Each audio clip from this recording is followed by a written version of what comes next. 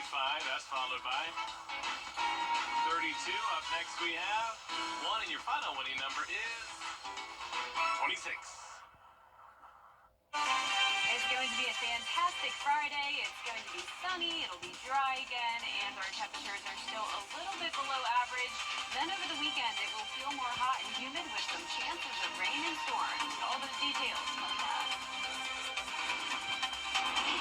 Right now on News Channel 6 at 11, many students unhappy with the cell phone ban in Richmond County schools. Details on a petition to lift the ban.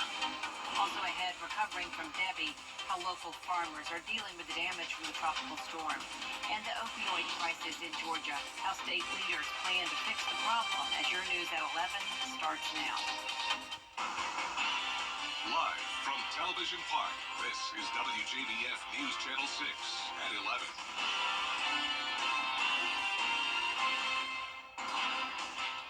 Good evening, everyone. I'm Jenny Montgomery. Thanks so much for joining us. Coverage you can count on begins as a petition calling for cell phones not to be confiscated in Richmond County schools has gotten 5,600 signatures. Isabella Moody spoke with the student behind the movement. 16-year-old Hayden Griffin Dunbar started a petition on change.org because of the school board's new cell phone policy. He was surprised when it started to become popular online. First, it was test scores. Then it was like, hey, we need students to focus in class. But, I understand that, but they're going too far with it. I didn't expect it to get as much attraction as it did, but it did for some reason. Probably because, I shared it with, 2 people, and I expected it to get, this big. Fellow students started signing the petition because they use their phones as a resource in class and don't understand why the phones can't be used during lunch or breaks. The reason I signed the petition was because I feel like I use my phone for educational purposes and not only just for getting on social media, talking, other stuff. Parents we spoke with seem to have a middle-of-the-ground reaction to the policy. They understand that the kids should be focusing in class, but some feel the rules regarding confiscation seem harsh. I understand kids should not be on a cell phone while they're in class, which is understandable.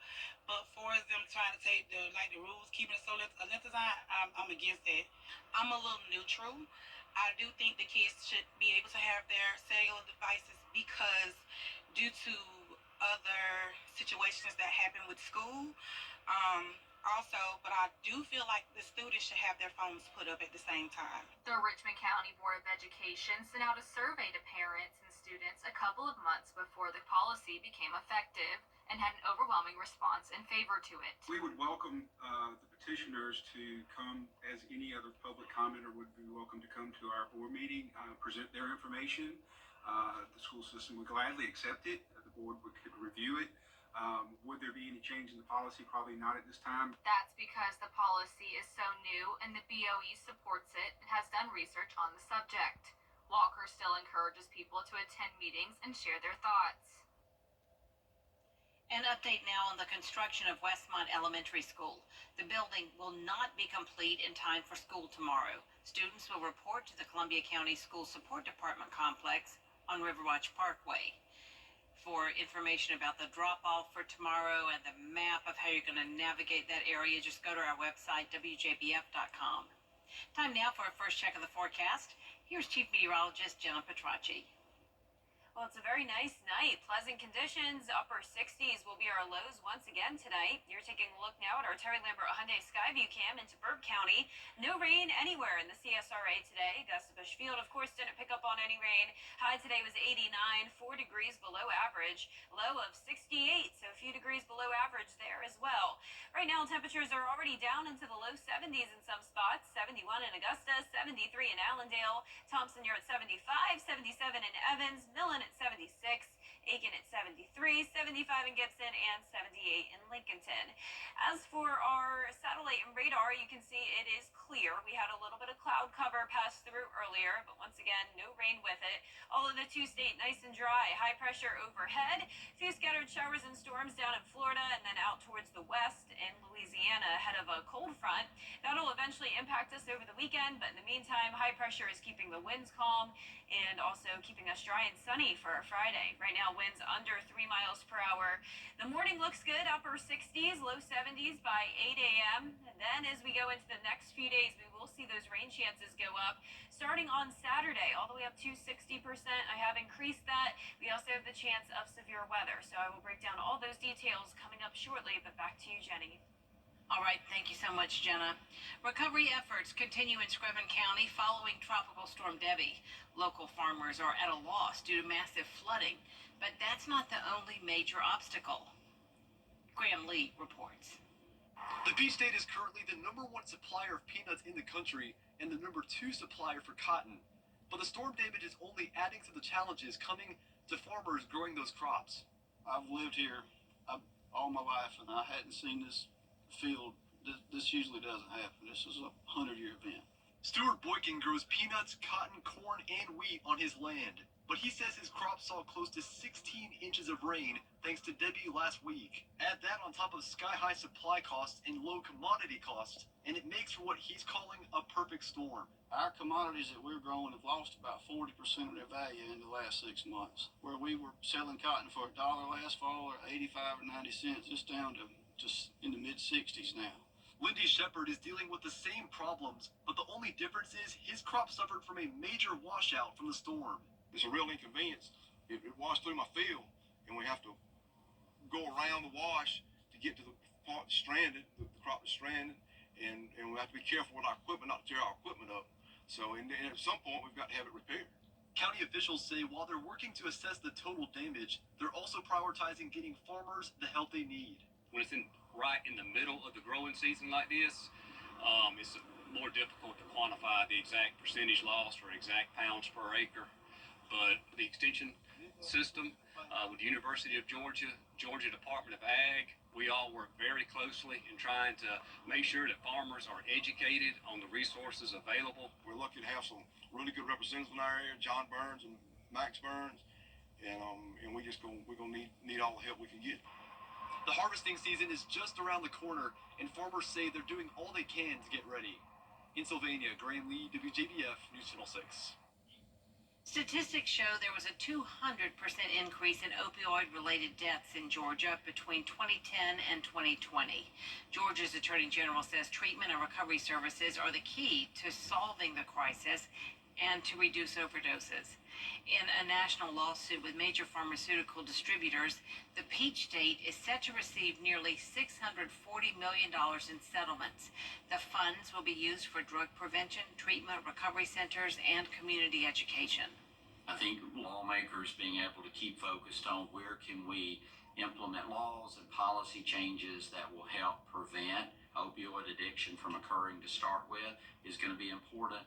But also making it easier for people to get into treatment, to stay in treatment, and making sure that we have the ability to build the facilities that we need in the state to treat individuals who find themselves addicted to opioids. The trust will award $50 million in grants this fall and will launch a dashboard at gaopioidtrust.org for transparency. South Carolina Governor Henry McMaster held a ceremonial bill signing today for legislation taking action on human trafficking and other crimes against minors. It expands the definition of sex trafficking and creates a new program with the Attorney General's office that would keep victims' addresses confidential. Part of that bill also addresses child luring, making it a criminal offense.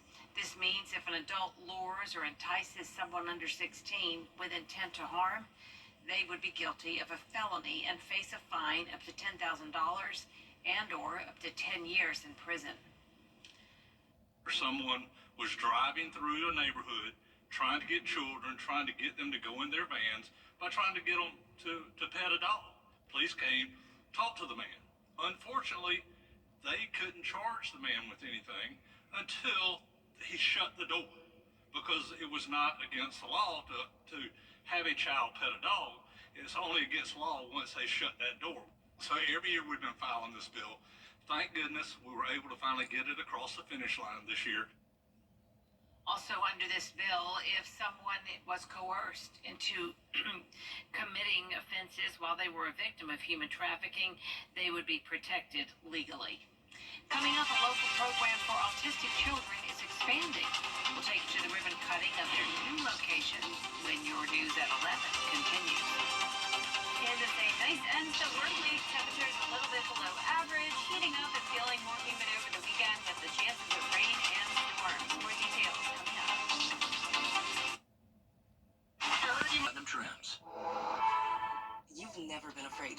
work. The extra early, extra late, extra work. Because you understand that education is the key that unlocks everything. Better pay, better hours, better opportunities, a better you. And playing the lottery is no different. Getting educated before you play gives you the tools you need to be a better player. Like knowing when to play and when to take a rain check. Visit sceducationlottery.com/betteryou to be a better player. The live Viper 6 Skyview Network, sponsored by Terry Lambert Hyundai. Now, your most accurate forecast with WJBF Live Viper 6. Welcome back. Here's a live look at our Terry Lambert Hyundai Skyview Cam in Waynesboro. It is a nice, pleasant night. Really not much going on. Temperatures are cooler than normal. 71, feeling like 66. Not bad at all. Dew points are in the upper 60s. Temperatures are anywhere from the low 70s to upper 70s. A little warmer down towards the south. 77 in Wrightsville and Swainsboro. 75 in Sylvania. 75 in Bamberg. 76 up in Saluda. And 73 in Aiken. Live Viper 6 not showing any rain this evening. It was completely dry today. We had plenty of rain so far for the month of August, of course, due to Tropical Storm Debbie. And we do have an updated drought monitor. Always updates on Thursday. And as expected, we have seen a lot of improvement. We received a lot of rain, especially in our southern counties from Debbie. So, of course, the drought is completely gone there. We just have the first phase of drought in some of our South Carolina and northern Georgia counties. And that isn't even very significant. So overall, Debbie really wiped out those drought conditions, putting our rainfall totals at nearly 3 inches so far for the month. Average amount was around 4.5. We're only halfway through the month, so it's definitely possible we could get right around that average, especially when we add in the rain we're going to get this weekend, 60% on Saturday. I have increased that just over the past hour because it does look like we're going to get a decent chance of rain starting Saturday afternoon. In the meantime, though, a dry Friday for us, mostly sunny skies, upper 60s in the morning, low 90s in the afternoon. A great night for high school football. Harlem and Greenbrier playing 85 at kickoff and still low 80s by the evening. Eventually dropping to a low of 69, though, for Saturday morning, back up to 71 on Sunday, but then more upper 60s next week. Now let's talk about the rain this weekend. We have a marginal risk of severe weather from Aiken County down to parts of Washington. That would be for the gusty winds. Could be damaging wind gusts within some of these storms. We're going to have more heat and humidity to help fuel the storms. It will start out pretty dry other than a few stray showers Saturday morning, but then notice as we go through time here, around 3 o'clock, some of these cells start to pop up, and this is the main area that we'll have to watch for the gusty wind potential, maybe even some small hail. This is 6 o'clock on Saturday night, so I wouldn't suggest having any outdoor dinner plans, to say the least, and this continues pretty much all night long until around midnight. Then on Sunday, we're going to have a cold front inching closer to us, so Sunday morning starts out dry, but then as we go throughout the day, it'll still pretty much be dry, but late at night, you can see that's when we'll have that cold front getting even closer, rain and storms possible late Sunday evening. Hurricane Ernesto, as of the 11 o'clock advisory, now at 100-mile-per-hour winds. It will be a Category 2 shortly as it gets ready to make landfall in Bermuda. Winds are going to stay strong and then go back down to around 90 miles per hour after it makes landfall in Bermuda. Lows tonight will be in the upper 60s. Highs tomorrow will be in the low 90s. In your 10-day forecast, showing the upper 80s back again all of next week. We'll have that high chance of rain over the weekend, but then next week the rain chances go back down. Back to you, Jenny. Okay, thank you, Jenna. A clinic for young children with autism is celebrating its newest location in Augusta. Able Kids provides support and health services to children ages 2 to 6 who are diagnosed with autism spectrum disorder. The goal is to provide the skills they need before starting school. Today, a ribbon cutting was held at the opening of their location on Broad Street. This means so much. When we first started all the way back in 2016 with that first location in Augusta, our thought was that we would, be able to serve some of the population that needed these services. And it turns out the demand was just overwhelming and there was not enough supply for it. So we kept slowly growing and growing. And this is now our 8th location in Augusta and our 20th location overall. We've expanded into Atlanta, Savannah, Columbia, Greenville, and Charlotte. The clinic opens its doors Monday morning at 8:30. Still ahead, new developments in the death of actor Matthew Perry. Now, WJBF sports coverage you can count on. The Atlanta Braves were struggling at the beginning of the month, but now they're on the road and riding a 2-game win streak over the Giants as they look to earn their first series win in August. With 2 extra inning wins, Game 3 would seal the deal, and boy did the Braves show up and show out. Top of the first, bases loaded for Michael Harris Jr., who's in the lineup for the first time since mid-June. Harris belts it out to right field and over the wall into the water for the 423-foot grand slam. Welcome back, Michael Harris. That's his first career grand slam, and it puts the Braves up 5-0 early. Then in the third, Braves ahead 5-1. Nobody on for Matt Olson. He'll smack this one way out to left field. That one's into the stands for the solo home run. That'll make it 21 home runs on the season for Olson, and the Braves stretch their lead 6-1. Top of the fifth, same score. Austin Riley at bat with bases empty. He cracks it out to deep left for the solo homer. Braves lead 7-1 through 5 and would go on to win 13-2. They'll look for the series sweep in Game 4 on Thursday night. More updates on this series throughout the week. In a little over 2 weeks, college football returns, and for the Georgia Bulldogs, that means a season opener at home against the Clemson Tigers. Head coach Kirby Smart spoke to the media about how hard his team has been working in the offseason and how much work still needs to be done before Week 1 gets underway. I have been pleased with all the details that go into the leadership in terms of showing a younger player how to do it. Guys are coaching guys, but we got a long way to go as a football team. We are nowhere near close to where we need to be. I feel like we have less depth than we've ever had, and that's kind of a common theme talking to other coaches I talk to. I call it the deterioration of football, because every year we've been here, I feel like we've had more players capable of going in and play winning football, and every year that goes down. So we've got to keep working to increase that number. The Bulldogs and the Tigers face off at noon on August 31st on ABC. And finally, Thursday marked the official start of the PGA Tour playoffs with the top 70 players opening play at the FedEx St. Jude Championship in Memphis. From there, the top 50 will advance to the BMW Championship in Castle Rock, Colorado, and then the top 30 after that will move on to the Tour Championship, which will take place in Georgia at East Lake Golf Club in Atlanta. So with all that excitement kicking off on Thursday with the FedEx Cup, let's take a quick look at the standings. Round 1 saw Chris Kirk jump out in front at 6 under, just 1 stroke ahead of a 3-way tie that includes 2024 bronze medalist Hideki Matsuyama. Rounding out the top 5 is a host of golfers, including silver medalist Tommy Fleetwood and gold medalist Scotty Scheffler at 4 under. Then right behind them are a pair of former Georgia Bulldogs, we'll call them our low locals, with English and Henley finishing Thursday at 2 under. Now, if you look at this leaderboard, you can see that this is a very close opening round with 16 golfers, all within 3 shots of the lead. There is so much excitement still in store, and as this tournament unfolds, we'll continue to bring you updates from the 2024 FedEx St. Jude Championship. That does it for sports. During the Rooms to Go Labor Day sale, bring home this 3-piece sectional with great features for the whole family, like a pop-up sleeper and storage chase. On sale just $17.95, and your choice of 2 great colors. Only at Rooms to Go. News Nation Monday. News for all America. The Giving Your Best Award salutes volunteers in the CSRA for going above and beyond in our community. The Giving Your Best partners congratulate Tambra Wilkerson, founder of the nonprofit gym Day One Fitness, which helps people living with debilitating neurological conditions fight back from day one of their diagnosis to slow the progression of degenerative diseases. Giving Your Best is brought to you by Science Co., Piedmont Augusta, Security Federal Bank, and News Channel 6. The CSRA is full of amazing women. Women who inspire. Women who innovate. Women who lead. That's why News Channel 6 brings you Women to Watch. On the last Wednesday of each month, News Channel 6 recognizes local businesswomen who are making a positive impact in our community. Nominate someone today at WJBF.com. Sponsored by Goodwill. Black excellence. Its importance goes beyond just a single month each year. That's why News Channel 6 proudly presents Celebrating Black Excellence 365.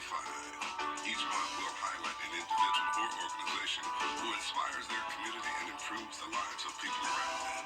If you know a deserving recipient, visit WJBF.com and fill out the nomination form. Celebrating Black Excellence 365. Only on News Channel 6.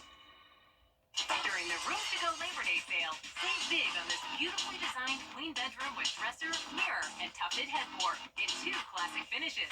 On sale just $19.99. Plus, get 50-month interest-free financing. Now at Rooms to Go.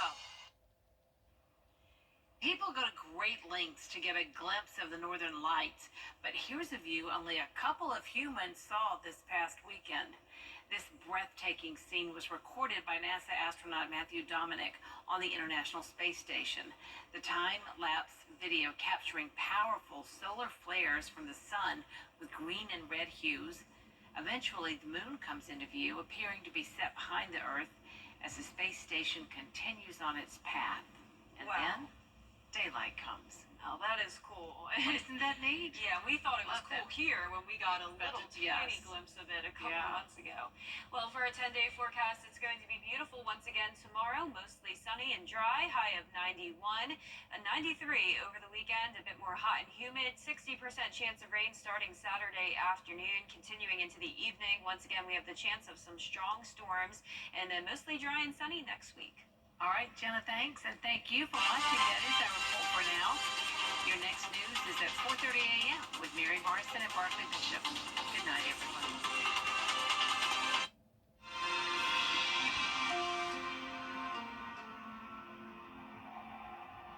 B&K Grading and